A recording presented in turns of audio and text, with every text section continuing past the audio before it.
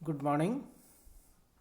आज हम BSc part first में फिजिक्स फर्स्ट यूनिट फर्स्ट में जो टॉपिक्स डिस्कस करने जा रहे हैं वो है transformation of the displacement velocity acceleration in rotating frame of reference and fictitious force.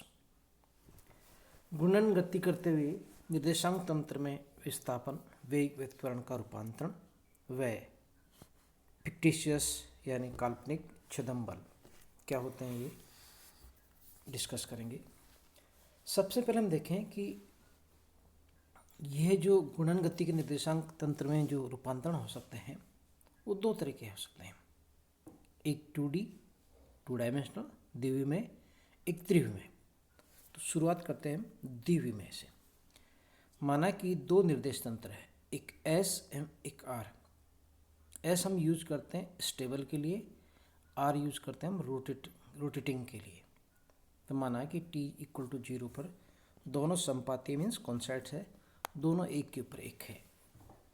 अब यदि R निर्देश तंत्र है, S के सापेक्ष ओमेगा कोणीय वेग से इस प्रकार घुमाया जाता है कि इसकी कोई भी एक x, जैसे माना कि हमने जैसे चित्र में दिखाया ZX संपातित रहे, मीन्स ZX रोटेट नहीं होती है, x एंड y दोनों एक्सिस रोटेट होती है।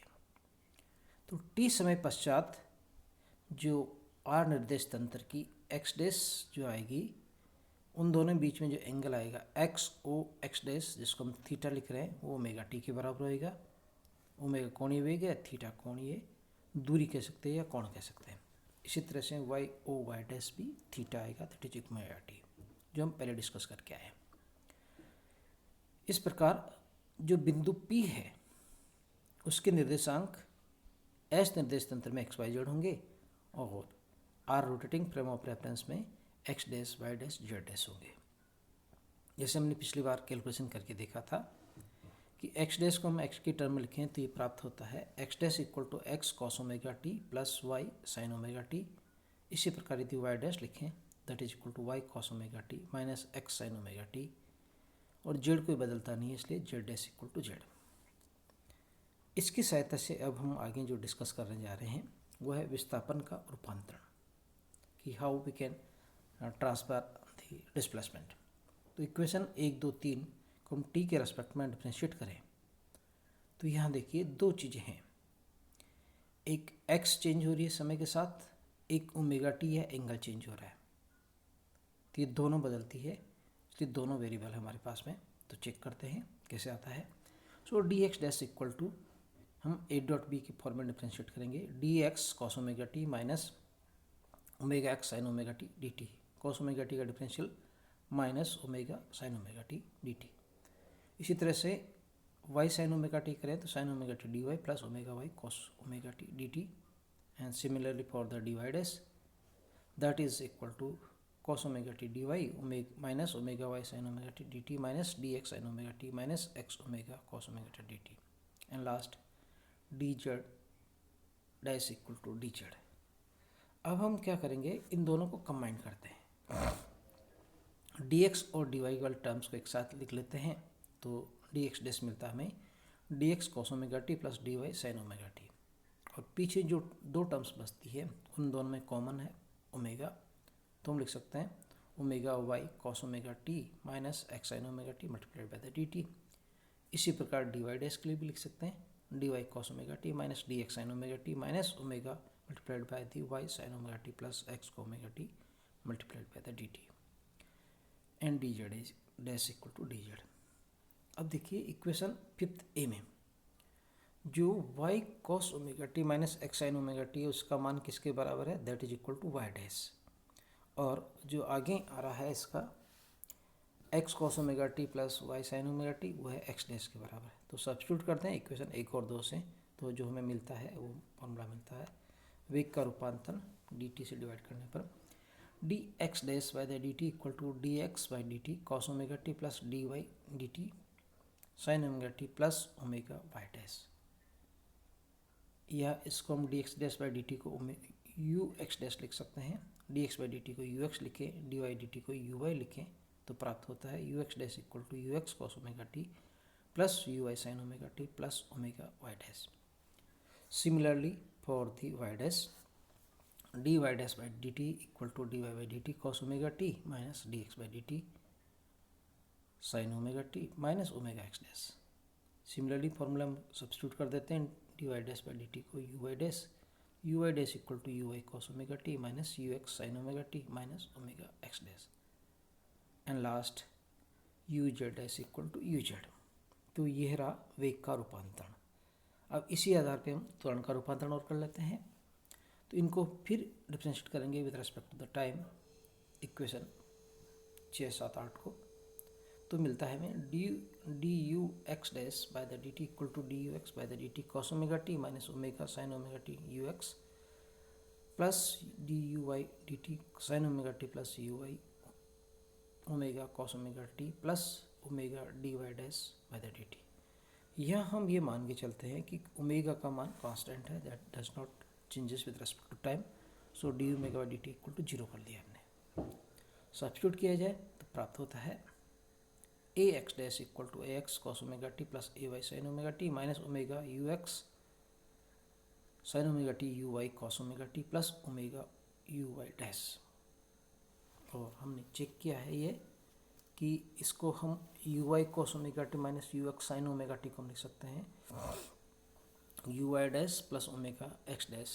तो जो फाइनल फॉर्मूला मिलता है हमें वो मिलता है x dash equal to A X cos omega T plus A Y sine omega T plus twice omega you Y dash plus omega square x dash. Similarly we can write for the Y के लिए A Y dash equal to the A Y cos omega T minus A X sine omega T minus twice omega you x dash plus omega square U Y dash, and last H z is equal to h Z.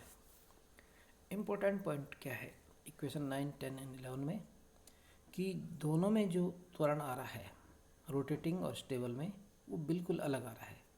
Rotating frame of reference में ए X dash का मान ए x के बराबर नहीं है, बिल्कुल अलग आ रहा है. Similarly A Y dash is not equal to A Y, it also changes. Last जो बचा है स्टेबल वाला A Z dash equal to A Z आता है. तो क्या इसकी स्थितियाँ विशेष वो देखते हैं. माना कि एस एक जड़त्व निर्देश तंत्र जैसे हमने मान के चले हैं, इस पर उपस्थित कण पर कोई बल कार्य नहीं करता. जब कार्य नहीं करता बल तो इसका मतलब है इसके जो त्वरण के कंपोनेंट है, जैसे एफ एक्स 0 है तो ए एक्स भी 0 होगा, एफ वाई 0 है तो ए वाई भी 0 होगा, एफ जेड 0 तो ए जेड 0 होगा. तो यदि मान लो इन तीनों कंपोनेंट्स को हम 0 कर देते ए एक्स ए वाई ए जेड को, तो जो ए एक्स डैश प्राप्त होता है वो आता है हमारा twice omega you Y dash plus omega square x dash, and that is not equal to 0. ये गलत प्रिंट हो गया, that is equal to not equal to 0. इसी तरह से a Y dash equal to प्राप्त होता है minus twice omega you x dash plus omega square y dash, that is not equal to 0, but a dash h z dash equal to 0.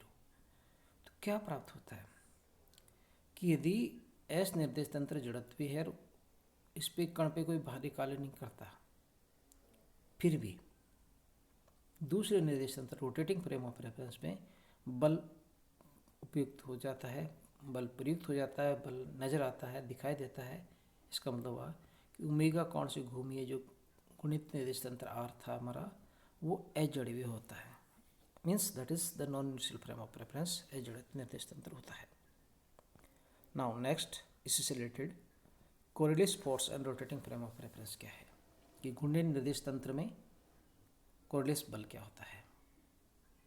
जैसे अभी घूर्णन निर्देश तंत्र था, हमने त्वरण निकाला, अब हम इससे रिलेटेड जो कोरिलेस बल है वो कैलकुलेट करते हैं.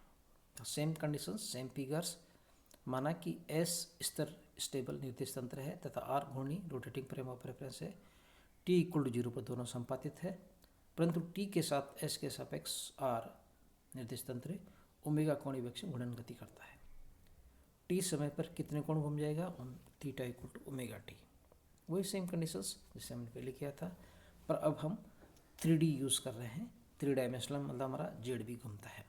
तो स्थिति सदिश का रूपांतरण यदि हम बात करना चाहें तो एस निर्देश तंत्र बिंदु पी के निर्देशांक एक्स वाई जेड है तथा इसका एकांक सदिश आई केप जे केप के केप है. तो जो पी का स्थिति सदिश होता है ओ पी वैक्टर, जिसको हम आर वैक्टर लिख रहे हैं, एक्स आई के प्लस वाई जे के प्लस जेड के केप.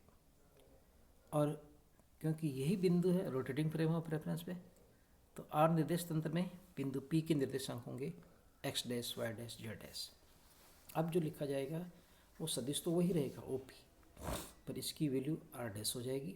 तो r dash vector equal to x dash plus I dash plus y dash z dash plus z dash k dash, means इसमें डैश वाली टर्म्स आ जाती है रोटेटिंग फ्रेम ऑफ रेफरेंस में। यहाँ r निर्देश तंत्र में एकांक सदिश I cap j cap dash dash k dash, चूँकि इनका मान भी समय के सापेक्ष बदल रहा है इसलिए ये I j k नहीं होंगे, ये भी बदलेंगे। This is very important concept कि जो हम x y z के लिए यूनिट वेक्टर काम में ले रहे थे वो x dash y dash z dash के लिए काम में नहीं लेंगे, वहाँ पे डैश वाले यूनिट वेक्टर्स काम में लेंगे। क्योंकि OP समान है इसलिए r dash equal to r vector and that is x dash I dash y dash z dash plus z dash k dash हो जाएगा। सारे डैश वाले टर्म्स दोनों बराबर हो जाएगी। इसको हम स्थिति सदिश रूपांतरण समीकरण कहते हैं। आइए इसी के आधार पर हम वेग का रूपांतरण ज्ञात करते हैं। We obtain the transformation of the velocity using this position vector transformation. So r निर्देश तंत्र में एकांक सदिश I dash j dash k dash भी समय के साथ बदलते हैं। अतः इक्वेशन थर्ड का t के सापेक्ष अवकलन करने पर जो प्राप्त होता है रिजल्ट वो आता है dr/dt। इसको हम dr'/dt भी लिख सकते हैं, दोनों बराबर है क्योंकि r dash equal to r है। dx'/dt I k plus dy'/dt j k plus dz'/dt k dash. ये तो simple x dash y dash z dash का वेरिएशन आया। अब यूनिट वेक्टर ही बदलते हैं इसलिए वो भी बदलेंगे, तो उनको क्या लिखेंगे plus x dash di dash by D T y dash dz dash by D T z dash dk dash by D T. S निर्देश तंत्र में के समय के सापेक्ष अवकलन डी बाई डी टी होता तो आर में जो आएगा वो D dash by D T लिख देते हैं उसी स्टाइल में। तो आर निर्देश तंत्र में कण का वेग आता है V dash vector equal to D dash R dash vector by the D T. D dash R क्योंकि R dash equal to R होता ही है तो D dash R by the D T I dash D x dash by D T plus J dash D Y dash by the D T plus K dash D Z by D T. यह एक important point है जो note करने लायक है। यह हमने d dash i dash d T equal to zero लिखा है। क्यों लिखा है? क्योंकि i dash j dash k dash r निर्देश तंत्र में नियत है और ये जो सारी कहानी लिख रहे हैं अपन इक्वेशन 5 में वह सब आर निर्देश तंत्र के लिए है। तो यहाँ पे d dash i dash by the D T equal to zero आएगा, परंतु यदि इसी चीज़ को हम एस निर्देश तंत्र में देखेंगे तो वो वेरिएशन आता है जो पहले आया था हमारा। माना कि कोई सदिश आर वेक्टर है तब रेखीय और कोणीय वेग में जो संबंध होता है वो v vector equal to omega vector into r होता ही हम सब जानते हैं। ओमेगा कोणीय वेग है और वी रेखीय वेग है, आर स्थिति सदिश होगा। सो वी को हम लिख सकते हैं D R vector by the D t that equal to omega vector into the r. यदि आर का मान एकांक हो 1 कर दें तो क्या मिलेगा हमें? देखिए ये मिलेगा d by D T equal to omega cross कोई भी चीज़ हो सकती है, आर की जगह कोई भी चीज़ सब्स्टिट्यूट कर सकते हैं जैसे हमने आई डैश का में लिया आर निर्देश तंत्र में। तो D dash i dash d T equal to लिख सकते हैं ओमेगा इंटू आई डैश। इसी तरह से d dash by D t j dash equal to लिख सकते हैं omega into j dash last d dash k dash by the D T equal to omega into k dash हो सकता है। एक ऑपरेटर बन गया, एक हमारा एक संकारक बन जाता है। तो इनको यदि यूज़ करें 4 और 6 को तो जो रिजल्ट मिलता है वो मिलता है d are by D T equal to D dash r by the D T plus omega vector into x dash i dash plus y dash Z dash plus z dash k dash. ऐसा क्यों हुआ? क्योंकि r equal to r dash है और ये जो last की terms है वो आर डैश है ही, तो इसलिए D are vector by D T equal to D dash R vector by D T plus omega into the R dash vector या D dash R vector by the D T plus omega into the R लिख सकते हो। Are dash को हम are लिख सकते हैं। तो एक तरह से एक नई समीकरण प्राप्त होगी हमें कि जो d are by D t है वो एस निर्देश तंत्र में है, D dash by D t into r vector जो है हमारा एस या आर निर्देश तंत्र में है। ये दोनों में फर्क है। यदि इनको वेलोसिटी फॉर्म में लिखें तो v equal to we dash plus omega into r हो सकता है, या v dash vector equal to v vector minus omega into r हो सकता है। इसको हम वेग रूपांतरण समीकरण कहते हैं। यहाँ बहुत इंपॉर्टेंट चीज़ नोट करने लायक है कि जो वेग है वो इन्वेरेंट नहीं है, अनिश्चर नहीं है, दोनों निर्देश तंत्रों में अलग अलग है। यदि एस निर्देश तंत्र में मान लो v 0 हो जाता है तो एस आर निर्देश तंत्र में वेग 0 नहीं होता, that is equal to we dash equal to minus omega into R आ जाता है। तो this is very important concept कि रोटेटिंग फ्रेम ऑफ रेफरेंस में वेलोसिटी निश्चल नहीं रहती, ये अजड़ित निर्देश तंत्र है। इसी को यूज़ करते हम त्वरण का रूपांतरण ज्ञात करेंगे। तो वेग रूपांतरण जो समीकरण लिखा था हमने, d are vector by the D T equal to D dash by the D T R vector plus omega into the r vector. अब यदि इसको हम एक ऑपरेटर के फॉर्म में लिखना चाहें तो D by D T R vector equal to D dash by the D T plus omega cross, बाहर जो ब्रैकेट के आर वेक्टर आ सकता है, आर कॉमन आ जाएगा, मीन्स एक ऑपरेटर की तरह कार्य करता है। इस ऑपरेटर का यूज़ हम आगे करते हैं एक्सलेशन ज्ञात करने के लिए एस निर्देश तंत्र में। ए लिख सकते हैं, देखिए समझिए इसको। एस निर्देश तंत्र में जो त्वरण आएगा ए, वो होता है D V by D T. V को हम लिख सकते हैं D R by D T. तो ए इक्वल टू हो गया D by D T D are by D T, या इसको D two R by D T square भी लिख सकते हैं। डी बाई डी टी को इस ऑपरेटर के फॉर्म में लिखें तो प्राप्त होता है D dash by D T plus omega into cross, और इसी तरह से फिर D are by D T का पूरा लिख सकते हैं D dash R vector by the D T plus omega into R. ये बहुत इंपॉर्टेंट कॉन्सेप्ट है, याद रखिए इसको कि इस तरह से इस ऑपरेटर को कैसे सब्स्टिट्यूट किया जाता है। अब हम इनको मल्टीप्लाई करते हैं ए डॉट बी से, तो मिलता है हमें D two R vector by the D T square equal to D dash square R vector by the D T square right hand side में, प्लस क्योंकि ये दो टर्म्स दो बार चार टर्म्स आएगी तो मल्टीप्लाई जाता है twice omega vector into D dash R vector by D T plus omega cross R. ओमेगा को हमने कांस्टेंट मान लिया है, इसलिए D omega by D T zero होता है। तो देखिए क्या रिजल्ट प्राप्त होता है, A equal to A dash plus twice omega vector into the V dash vector plus omega cross R. Means हमारे पास में ए के लिए तीन टर्म्स है राइट हैंड साइड में। तो ए डैश को हम जो आर निर्देश तंत्र उसमें जो त्वरण प्राप्त होता है रोटेटिंग फ्रेम ऑफ रेफरेंस में, वो मिलता है हमें A vector minus twice omega cross V vector minus omega cross R. इसमें क्या क्या चीज़ है वो चेक कीजिए। ए डैश है आर निर्देश तंत्र यानी घूर्णी निर्देश तंत्र में त्वरण, ए है एस निर्देश तंत्र यानी स्थिर निर्देश तंत्र में त्वरण, और जो दूसरी टर्म्स है राइट हैंड साइड में minus twice omega vector cross V dash vector, वो है कोरिलेस त्वरण, कोरिलेस एक्सेलरेशन। आगे पढ़ेंगे इसको क्या चीज़ होती है। And the last omega cross R, वो प्राप्त होता है हमें अप केंद्रीय सेंट्रीफ्यूगल एक्सेलरेशन।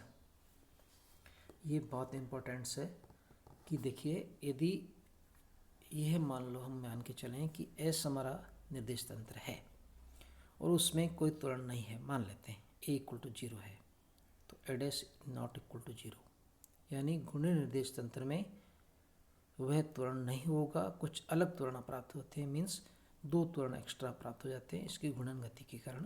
तो वो कौन कौन से हैं, आइए इसको चेक करने के लिए very important concept for today, that is बल का रूपांतरण करते हैं। तो बल और त्वरण में हम सब जानते हैं F equal to M A होता है। तो त्वरण को यदि जो इक्वेशंस है उसको यदि एम से मल्टीप्लाई कर देते हैं बल प्राप्त हो जाते हैं। तो लिखते हैं M E dash vector equal to M A vector minus twice M omega cross V dash minus M omega vector cross R. इसको हम लिख सकते हैं F dash equal to the F minus twice M omega cross V dash minus M omega cross R. तो ये इसको यदि short form में लिखें तो F dash equal to F plus F A. F dash है घूर्णी निर्देश तंत्र में परिणामी बल, एफ है स्थिर निर्देश तंत्र एस में परिणामी बल, और एफ ए क्या है, एपेरेंट फोर्स, काल्पनिक छद्म आभासी बल है। यानी जो दो टर्म्स है ये दोनों छद्म बल है, आभासी बल है, ये लगते हुए प्रतीत होते हैं, वास्तव में ये लगते नहीं हैं, प्रतीत होते हैं। कौन कौन से? पहले शुरुआत करते हैं अपकेंद्रीय बल की, सेंट्रीफ्यूगल फोर्स की, minus M omega cross R, इसको हम अपकेंद्रीय बल कहते हैं। यह बल आर निर्देश तंत्र में घूर्णन के कारण लगता हुआ प्रतीत होता है। यह काल्पनिक बल है, आभासी बल है, छद्म बल है। जैसे हमने अभिकेंद्रीय बल अपकेंद्रीय बल पढ़ा है, अभिकेंद्रीय बल टुवर्ड सेंटर, अपकेंद्रीय बल out from the centre. Next जो टर्म्स है हमारी राइट हैंड साइड में अपरेंट फोर्स में काल्पनिक बल की, वो है कोरोलेस बल, एफ सी लिखते हैं, C for Coriolis, that is equal to minus twice M omega cross V vector. यह बल भी एक आभासी बल है जो घूर्णन निर्देश तंत्र में कण की गति वीडेस के कारण प्राप्त होता है। दिस इज वेरी इंपॉर्टेंट कि जो आर निर्देश तंत्र में कण की गति वीडेस होगी तो ये प्राप्त होगा, यदि कण की गति नहीं है तो ये जीरो हो जाता है। मीन्स ये शर्त है इसके लिए कि कोरोलेस बल तभी आएगा तब कण गतिशील हो, कण का वेग V dash is not equal to zero. विशेष स्थितियाँ ज्ञात करें तो पहले देखते हैं F C vector equal to minus twice M omega cross V dash. इसको यदि हम क्रॉस प्रोडक्ट को साइन थीटा फॉर्म में लिखें तो minus twice M omega V dash sine theta into N के। यहाँ थीटा ओमेगा वी डैश के मध्य कोण है तथा एन के इन दोनों की परस्पर लंबवत दिशा में एकांक सदिश है, जिसे हम लिखते हैं एक क्रॉस बी वेक्टर लिखते हैं उसमें। यदि थीटा 90 डिग्री है मीन्स ओमेगा और वी डैश परस्पर लंबवत है तो पिंड गुणन अक्ष के लंबवत गति करता है, तो साइन 90 इक्वल टू 1 होता है, तो ये मैक्सिमम मान प्राप्त होता है। और कोरोलेस बल का मैक्सिमम मान होता है minus twice M omega V vector V dash. और यदि थीटा इक्वल टू जीरो हो जाए मीन्स दोनों समांतर हो ओमेगा और वी डैश, तो साइन जीरो का मान जीरो होता है। So F C minimum equal to zero प्राप्त होता है। सो हमें इस तरह से कोरोलेस बल का मान ज्ञात करा सकते हैं और अपकेंद्रीय बल का मान प्राप्त ज्ञात कर सकते हैं। सो आज के लिए इतना ही काफ़ी है, सफिशिएंट फॉर टुडे। थैंक्स।